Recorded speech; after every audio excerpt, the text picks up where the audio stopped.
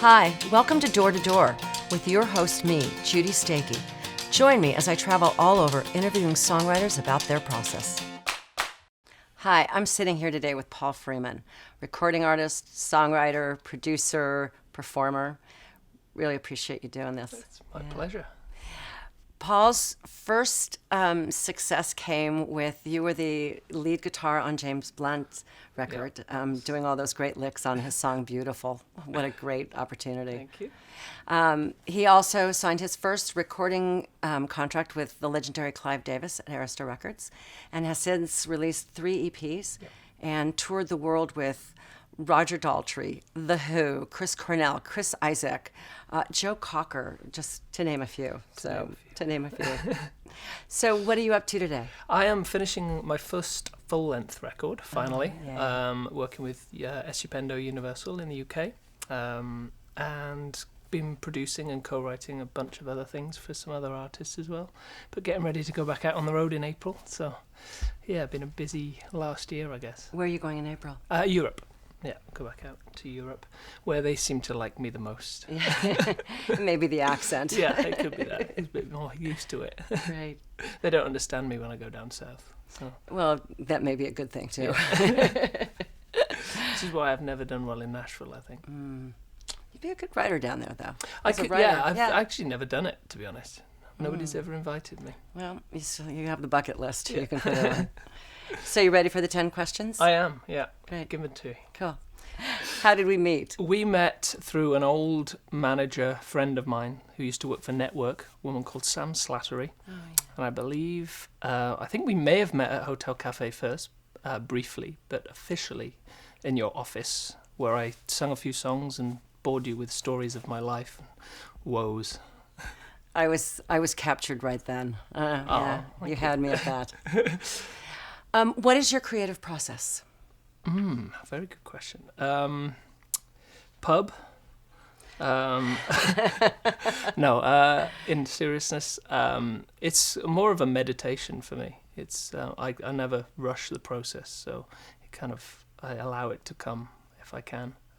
Does one thing come first all the time, or? Lyrics usually come before I decide. I'm constantly writing melodies anyway, but I tend not to do anything with them until I've got a lyrical idea. So I kind of stash melodies like a squirrel, and then when I kind of get a lyrical nut, then I kind of combine the two. What inspires you to get up every day and do this? Self-belief. Nice answer. And probably the fact that I feel so lucky to have been doing this as a profession for over 12 years. That in itself is motivation to keep doing it. When I, talk to my mum, and she's, in Florida, and she's like, God, I hate my job. I mean, that's, right. That's motivation enough to kind of spur you on, not to fail, really. And also I'm from, a working class family in Wales where my dad used to work for the railway, and I was pretty much very lucky, the only one to get out of that scenario. I could have easily been a baker.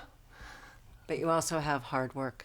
There ethics, is that, yeah. And I think that's instilled from my father, to be honest.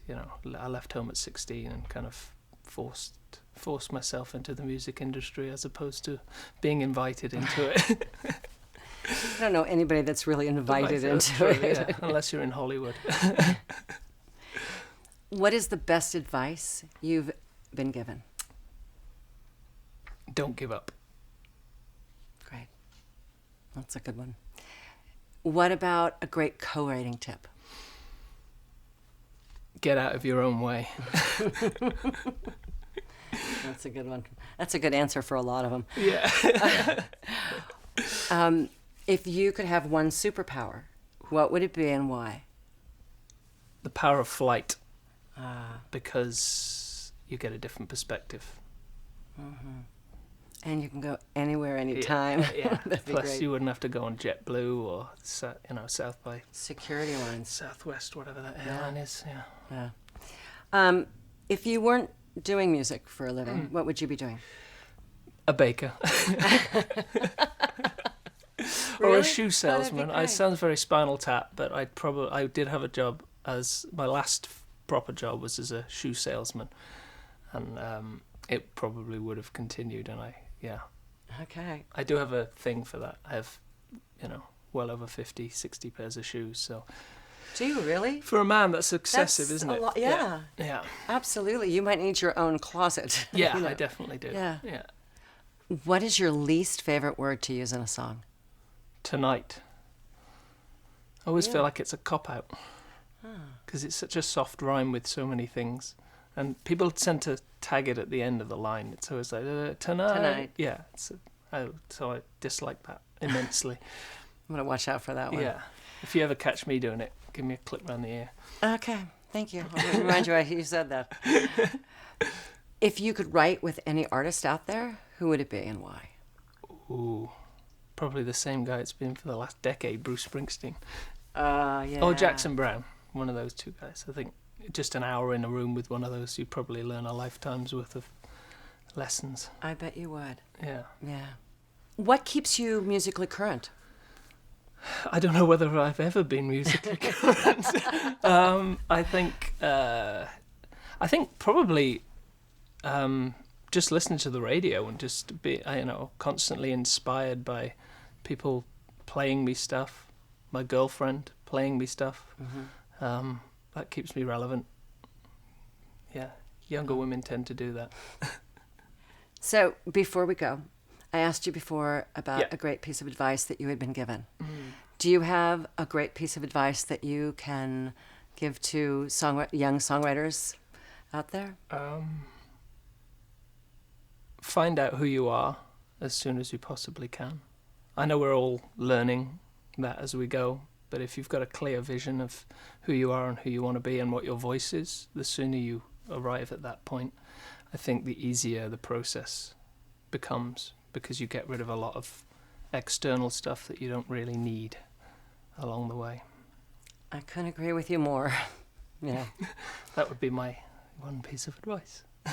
Thank you. You're very welcome. Thank you for doing this. Thank you for having me. Appreciate it. Thank you.